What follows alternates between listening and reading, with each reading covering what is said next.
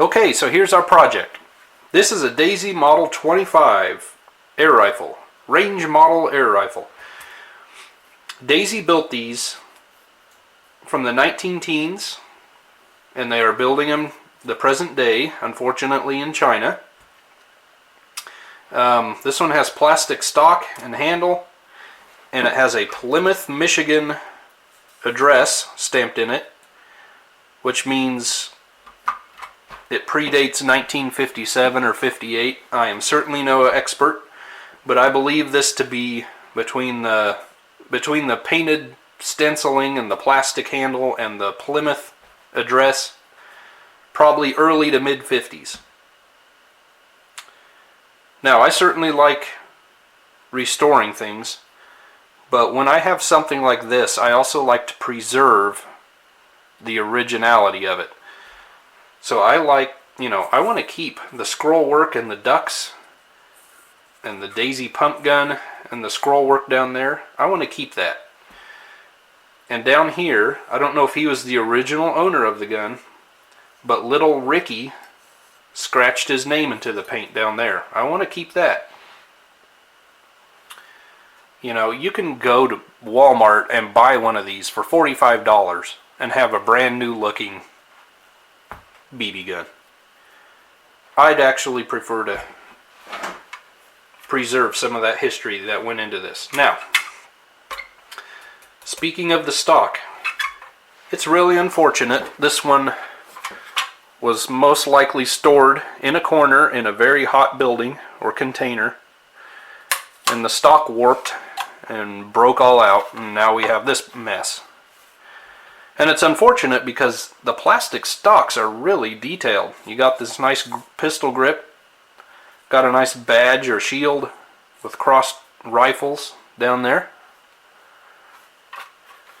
On the bottom, you got a little slogan with a target, Daisy air rifles, marksmanship, fun, sportsmanship.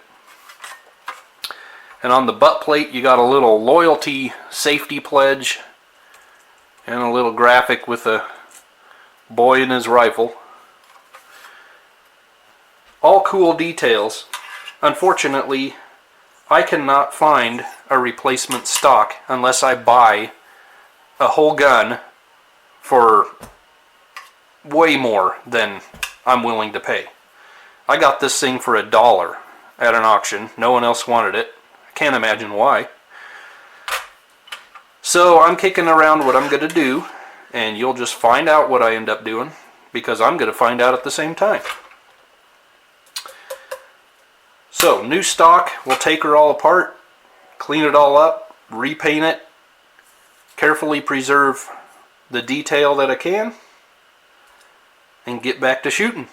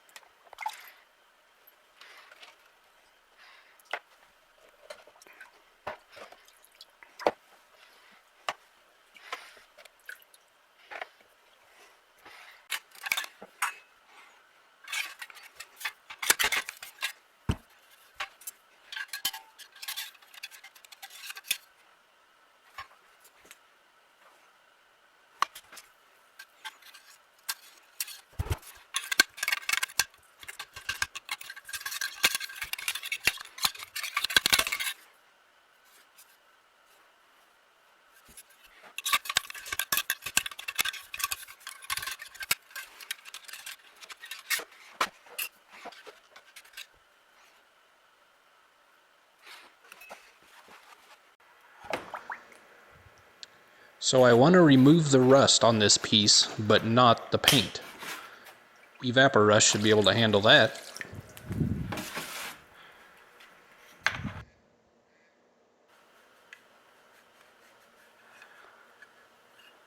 I check it often. This was after about half an hour, and it was clear it still needed more time. But the paint is holding up well.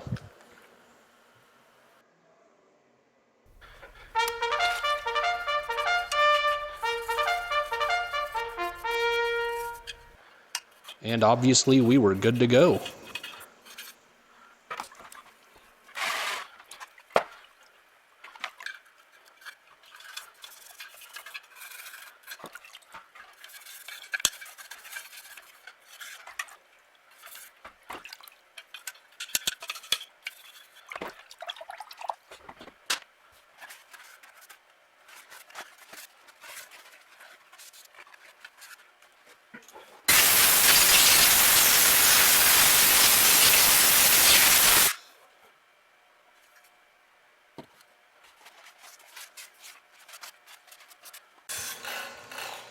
Now I need to remove the old paint from the barrel.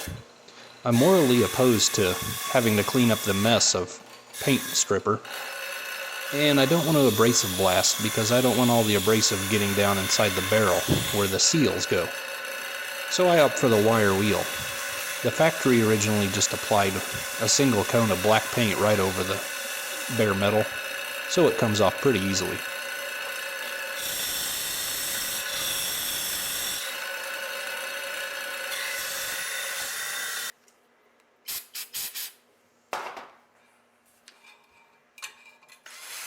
And here I'm using some brake cleaner and a 12 gauge shotgun bore brush in my drill and getting all the rust out from inside the bore of the barrel.